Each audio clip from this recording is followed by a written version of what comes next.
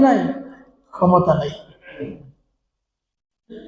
আল্লাহ তাআলা কোরআনে কারীমের সূরা আত-তাওবা 36 নম্বর আয়াত, আল্লাহ রাব্বুল আলামিন এই কথাই বলতেছেন,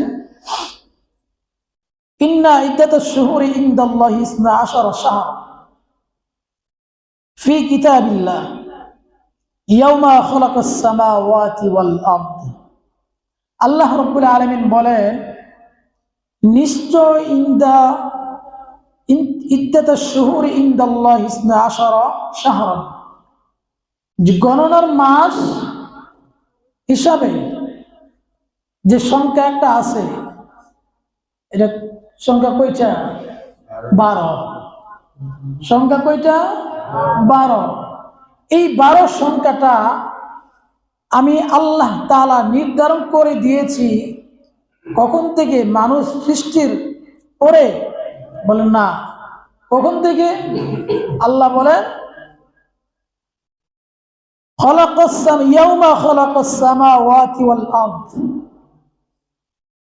আমি আল্লাহ তাআলা আসমান জমিন যখন সৃষ্টি করেছি, এর আগ থেকেই এই মাসের সংখ্যা 12টা সংখ্যা আমি কি করছি? নির্ধারণ করে দিয়েছি। সুবহানাল্লাহ। সংখ্যা কয়টা? 12টা। রব্বুল আলামিন বলেন, ইন্না ইদ্দাতাশ শুহুরি ইনদাল্লাহি 12 শাহরান ফি কিতাবিল্লাহ ইয়াওমা খালাকাস সামাওয়াতি ওয়াল আরদ। এই 12টা মাস আমি আল্লাহ তাআলা নির্ধারণ করে দিয়েছি। এই সংখ্যা কারোর বাড়াবার কি নাই? অনুমতি নাই, ক্ষমতা নাই। এবং এই সংখ্যা কারো কমাইবারও কি নাই? অনুমতি নাই, ক্ষমতা নাই। বুঝছেন? এরপরে আল্লাহ বলেন, মিনহা আরবাতুন হুরুম।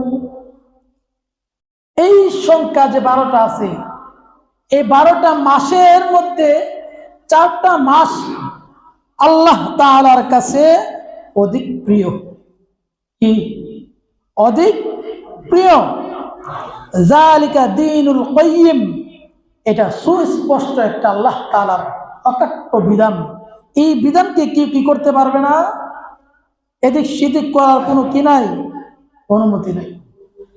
তাহলে আল্লাহ রাব্বুল আলামিন কোরআনে কারীমের মধ্যে এই 12 সংখ্যার পরে বলতেছে, মিনহা আরবাতুন হুরুম। এর মধ্যে থেকে 4টি মাস সম্মানিত। 4টি মাস আল্লাহ তাআলা কোরআনে উল্লেখ করছেন। আল্লাহ কি করে নাই? কোরআনে এইখানে আর কোনো বিনা উল্লেখ করে নাই। হাদিসে রাসূল করিম সাল্লাল্লাহু আলাইহি ওয়াসাল্লাম বলেন, এই 4টা মাস হলো 3টা মাস ধারাবাহিক আর একটা মাস একটু পরে। যেমন এর মধ্যে 4টা মাসের মধ্যে প্রথম মাস হলো জিলকদ। কি মাস? জিলকদ মাস চিনেননি? কুরবানি ঈদের মাসটাকে বলা হয় জিলহজ। এই কুরবানি ঈদের আগের মাসটার নাম হলো জিলকদ। তাহলে রাসূল করিম সাল্লাল্লাহু আলাইহি ওয়াসাল্লাম বলেন, এই 4টা মাসের মধ্যে প্রথম নাম্বার মাস হলো জিলকদ, এরপরে হলো জিলহজ, এরপরে হলো মুহররম। এই 3টা ধারাবাহিক। এরপরে আরেকটা বলে, সেটা হলো রজব মাস। সুবহানাল্লাহ। কি মাস? রজব মাস। তাইলে আল্লাহ রাব্বুল আলামিনের এই কোরআনের এই আয়াতের ব্যাখ্যা রাসূল করিম সাল্লাল্লাহু আলাইহি ওয়াসাল্লাম বলেন, আল্লাহ যে 4টি মাসের কথা বলেছেন, এই 4টি মাস হলো এই মাসগুলা জিলকদ, জিলহজ এবং মুহররম ও রজব মাস। এই মাস আসলে এখন করণীয় কি? এরপরে আল্লাহ তাআলা বলেন, এরপর আয়াতে বলেন, আল্লাহ বলেন, ফালা তাযলিমু ফিহিন্না আনফুসাকুম ওয়া কাতিলুল মুশরিকিন। আল্লাহ রাব্বুল আলামিন বলেন, ফালা তাযলিমু ফিহিন্না আনফুসাকুম। এই মাসগুলো যদি তোমরা পাও, এই মাসগুলোর মধ্যে তোমরা নিজেদের উপর জুলুম করিও না, নিজেদের উপর অত্যাচার করিও না।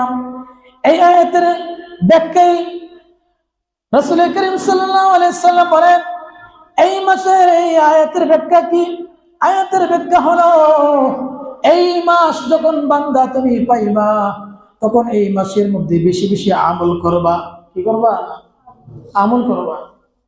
এই মাসের মধ্যে বেশি বেশি আমল, এই মাসের মধ্যে বেশি বেশি আল্লাহকে ডাকা, কোরআন তেলাওয়াত করা, নামাজ পড়া, এই মাসের মধ্যে বেশি বেশি আল্লাহর নৈকট্য অর্জন করবার জন্য চেষ্টা করা। তাহলে জুলুমটা কোনটা? জুলুমটা হইল আল্লাহ যে মাস দিয়েছে, বরকতপূর্ণ মাস দিয়েছে, এই মাসের মধ্যে আমাদের কোনো কি নাই, খবর নাই, কোনো খবর নাই। আমরা অবহেলায় আমাদের সময়টা কি করতেছি, কাটাচ্ছি। এই বরকতপূর্ণ মাস, এই বরকতপূর্ণ দিনগুলোকে আমরা এমনি এমনি কি করতেছি, অতিবাহিত করে দিয়েছি। তাহলে এটি বলতেছে যে জুলুম করো না নিজের নফসের উপর, নিজের নফসটাকে আল্লাহমুখী করে রাখো, নিজের নফসটাকে আল্লাহর দিকে ফিরাইয়া রাখো।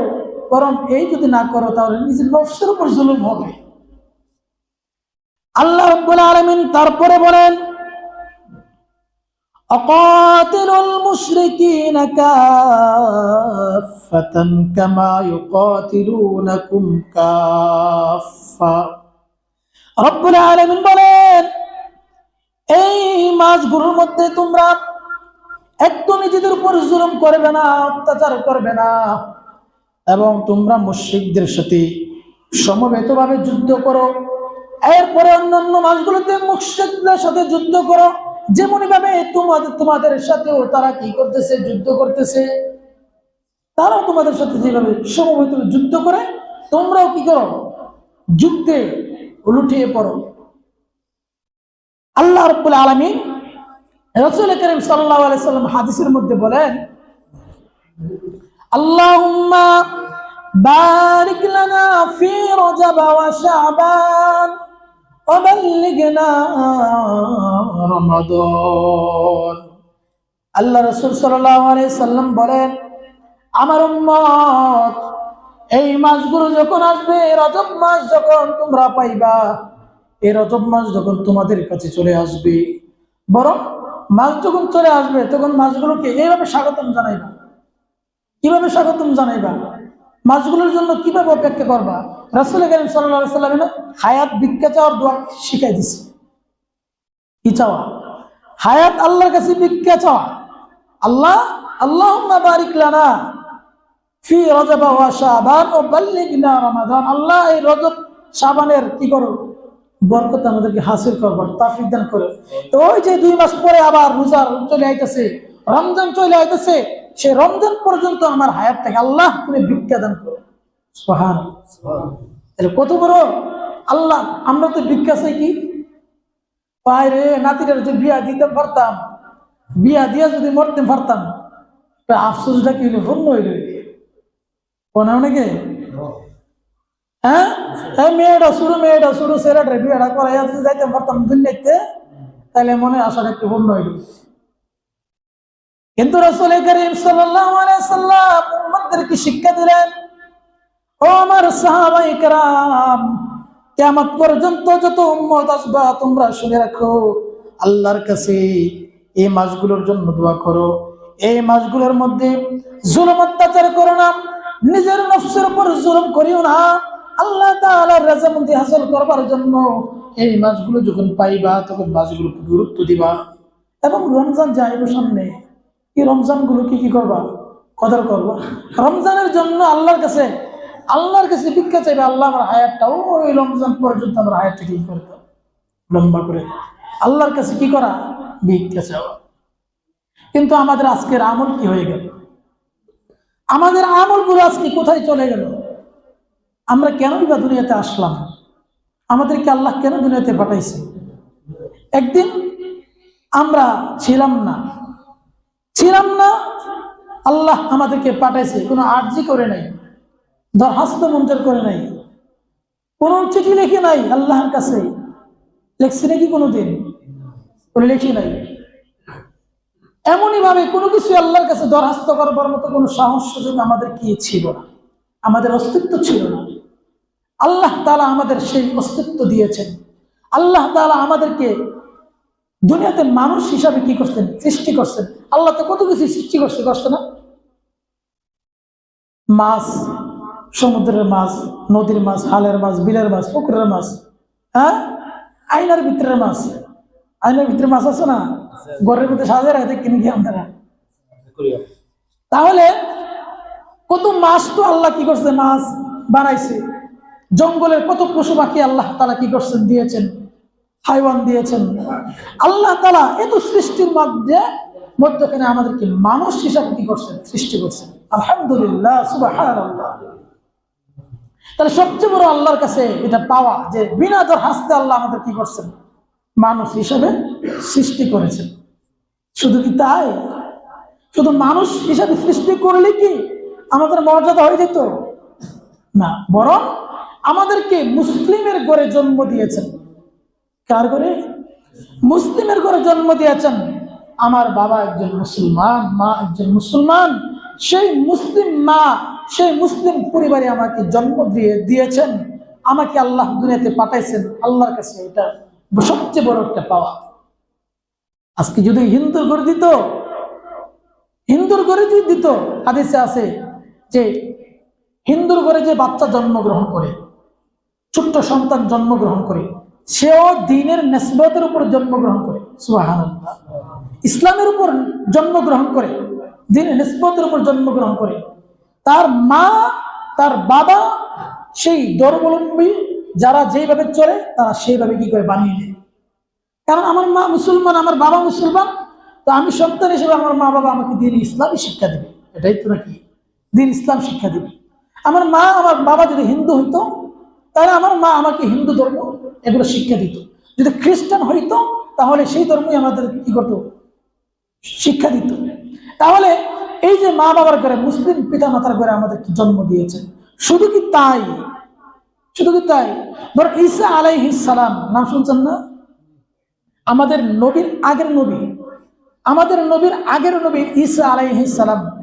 ঈসা আলাইহিস সালাম আল্লাহর কাছে দোয়া করেছেন, আল্লাহ আপনার নবীর, শেষ নবীর মুহাম্মদ সাল্লাল্লাহু আলাইহি সাল্লামের মর্যাদা, এত মর্যাদা, আমাকে আপনি শেষ নবীর উম্মত হিসেবে কি করেন? কবুল করিয়েন। এবার শুনছেন না? তাহলে ঈসা আলাইহিস সালাম আল্লাহ ওনাকে আসমানে তুলে নিয়ে গিয়েছেন। ঈসা আলাইহিস সালাম শেষ পর্যন্ত কি করবেন? দুনিয়াতে আগমন করবে, আবার আসবে।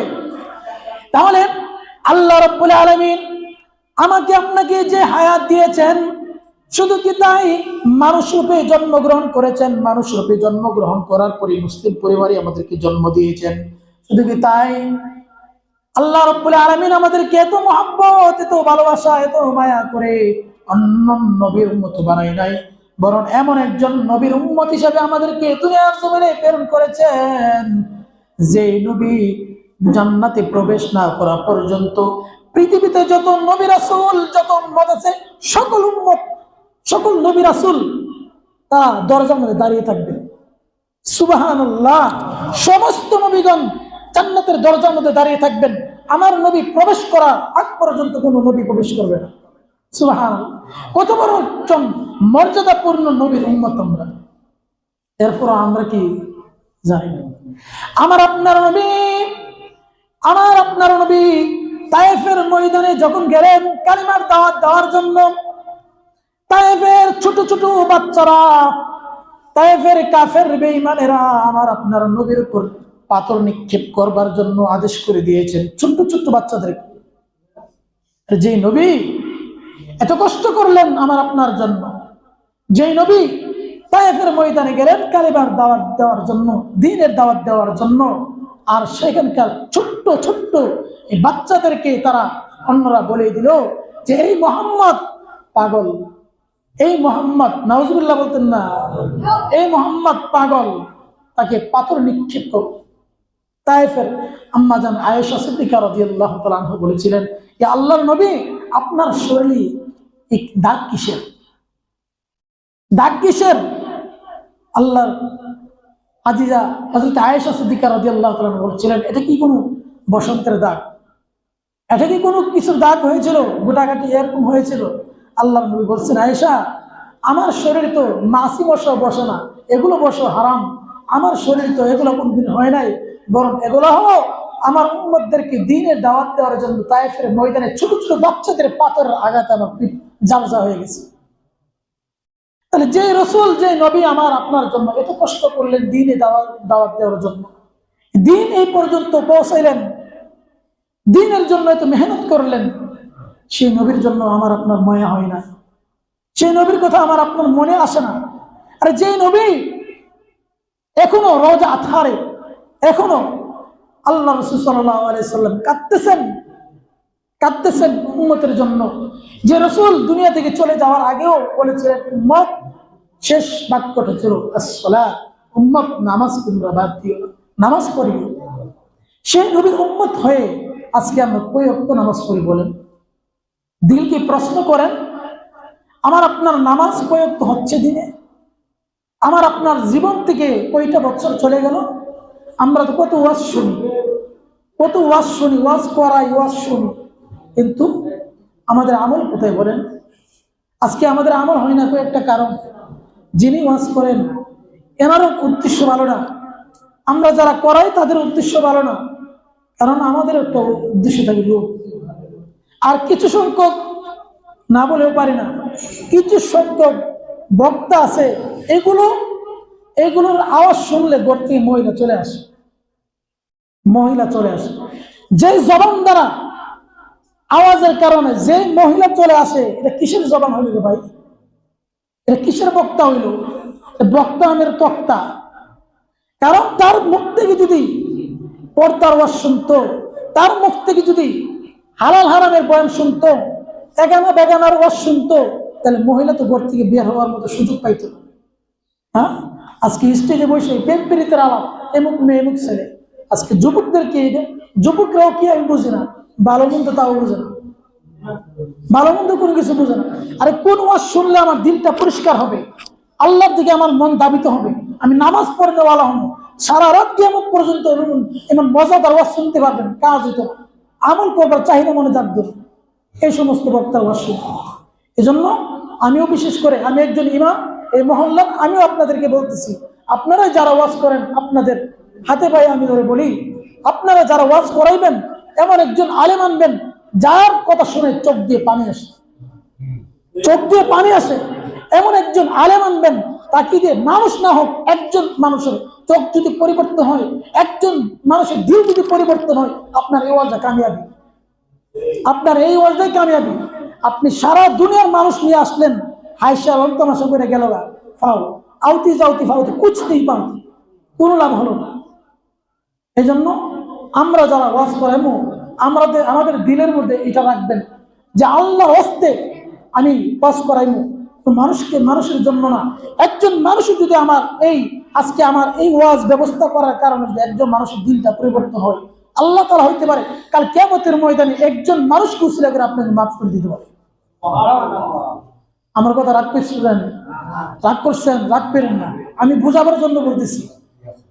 আমি আলেমদেরকেও বলি না, কারণ আলেম ইন্নাল উলামা ওয়ারাসাতুল আম্বিয়া, কিন্তু আমাদের মতো আলেমদেরও কিছু ভুল আছে। আরে কেন রে ভাই, এই জগৎটা তো এখন গুনাই ভরপুর হয়ে গেছে, গড়ে গুনাহ, বাইরে গুনাহ, সমাজের চতুর্দিকে গুনাহ। এই গুনার মাধ্যমে, গুনার পরেও যদি আমরা আবার কি করি, যুবকদেরকে এভাবে উদ্বুদ্ধ করি, তাহলে যুবকদের হালতটা কি হবে বলে? কি হালতটা হবে? কারণ আমাদের তো এমন হওয়ার দরকার ছিল যে যুবকদেরকে আমরা কোরআনের কথা শোনাই না, চোখ দিয়ে পানি আসবে, দিল নরম হবে, আল্লাহমুখী হবে, নামাজ পড়নেওয়ালা হবে। আল্লাহ তাআলা আমাদের সবাইকে বুঝবার